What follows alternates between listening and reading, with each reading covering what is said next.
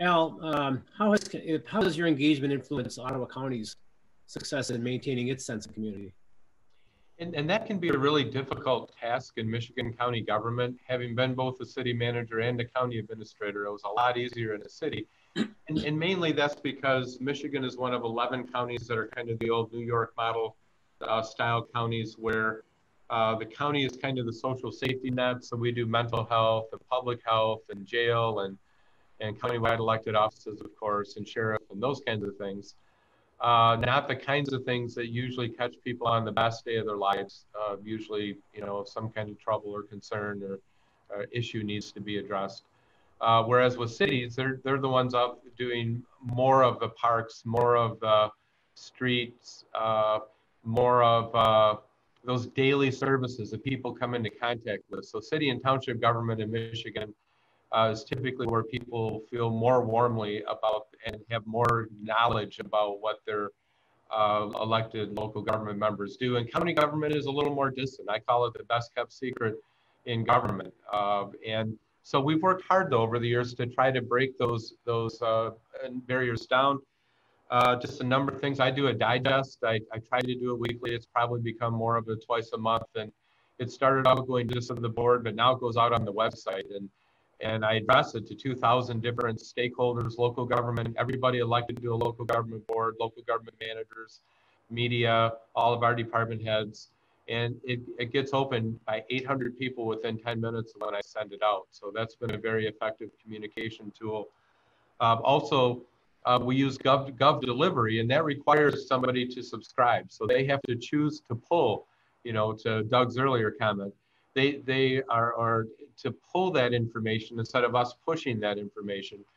And so our county's 300,000 population, we've had 47,000 stakeholders choose to sign up for subscriptions through Gov Delivery to Ottawa County News and the many different buckets you could choose to get that from. In fact, the average subscriber has over 4 subscriptions. So we've got well over 160,000 subscriptions now out there, people who are choosing and wanting to know more about Ottawa County. We tried for years to bring the budget to the people physically, to go out and hold budget meetings in different quadrants of the county and that type of thing.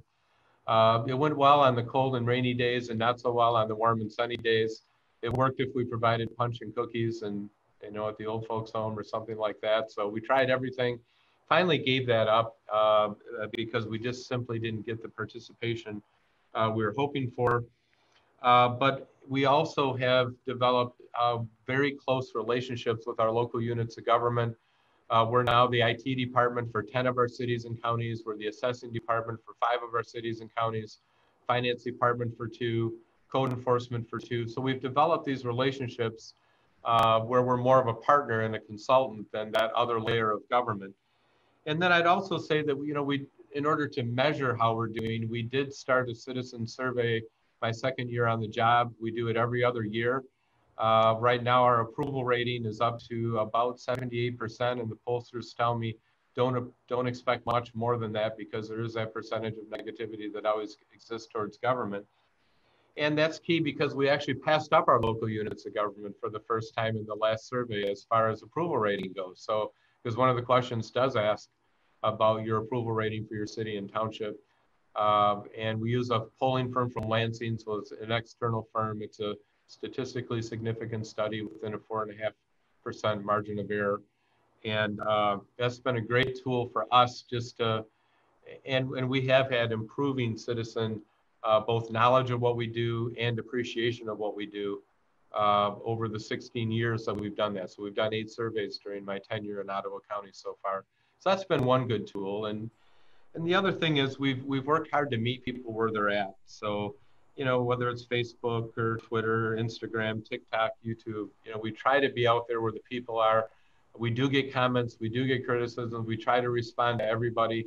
And so it has been a relationship that we've developed over social media that's different than the traditional push things out through the, whether it's newspapers, radio, TV, whatever we're doing there, but also have that strategy of trying to meet people where they are today. Because there are different publics, different ages predominate in some of those different publics.